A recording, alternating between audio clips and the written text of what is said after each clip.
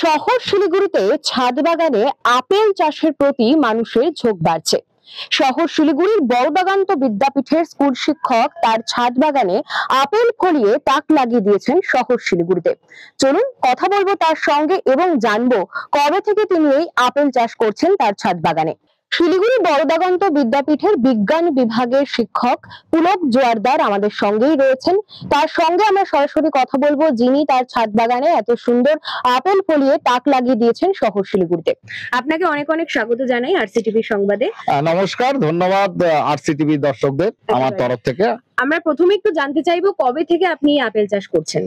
চাকরি সূত্রে শিলিগুড়িতে 1999 সালে আসি এবং তারপরে 2007 সালে যেহেতু আমি তরঙ্গপুরে প্রকৃতির মাঝে আমার বড় হয়ে ওঠা, গাছপালা চারিদিকে সবাই জানে। আমার নিজের বাড়ি হলো যখন 2007 সালে নিজের ছাদ হলো, আমার ছাদ বাগান শুরু হলো এবং প্রকৃতির সঙ্গে পথ চলাও শুরু হলো। খুব সুন্দর। এবং অবশ্যই জানতে চাইবো এই যে আপেলগুলি, এগুলো কোথা থেকে চারাগুলি আনা বা আপেল চাষ সম্পর্কে এটুকু বলবো যে আমি বছর চারেক আগে একটা গাছ লোকাল নার্সারি থেকেই কিনেছিলাম।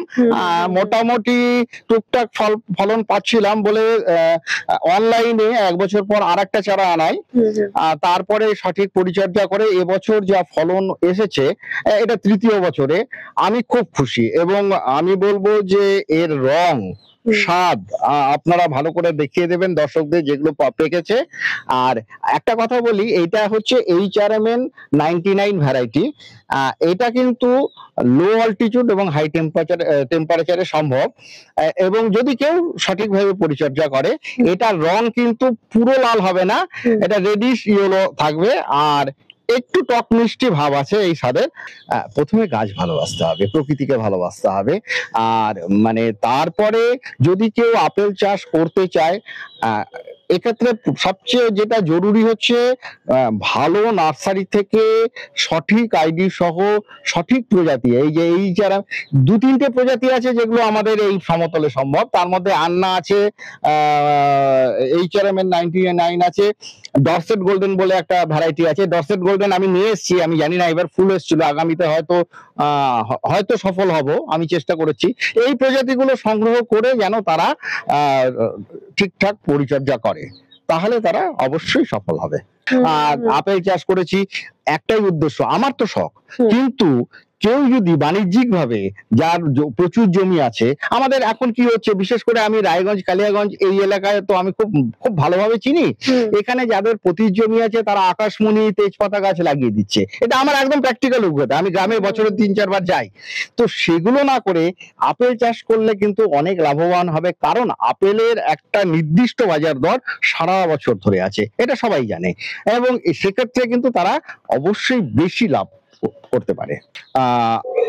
সবাইকে আমি এইটাই বলবো যে এই মুহূর্তে আমাদের সবচেয়ে বড় সমস্যা, পশ্চিমবঙ্গে বেকার সমস্যা আছে, তার চেয়েও আরো সমস্যা সেটা হচ্ছে গিয়ে গ্লোবাল ওয়ার্মিং।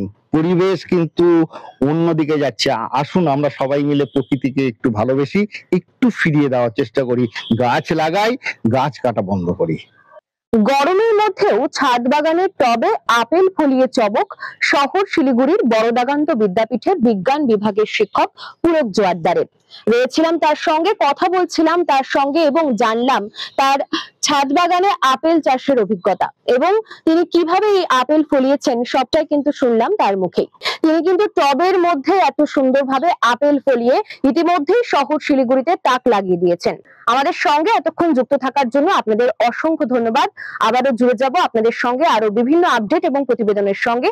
ততক্ষণের জন্য আপনারা দেখতে থাকুন আরসিটিভি সংবাদ। শিলিগুড়ি থেকে আমি রয়েছিলাম সুস্মি সেনগুপ্ত। ধন্যবাদ।